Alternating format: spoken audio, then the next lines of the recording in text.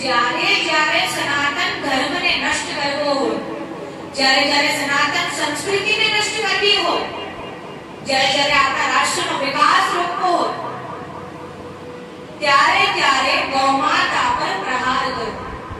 અને એવું જ થયું આવ્યું છે.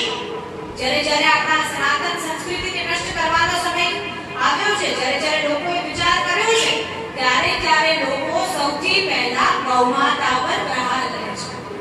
કેમ કે અગર આ ગૌમાતા આ સ્થાન પર, આ પૃથ્વી પર જીવિત છે, તો જ આ સનાતન સંસ્કૃતિ જીવિત છે, તો જ આ સનાતન ધર્મ જીવિત છે. કેમ કે સનાતન ધર્મનો તો હૃદય છે ગૌમાતા, અને આ રાષ્ટ્રના તો પ્રાણ છે ગૌમાતા. આ દેશના પ્રાણ જેને કહી શકીએ એ છે ગૌમાતા. તો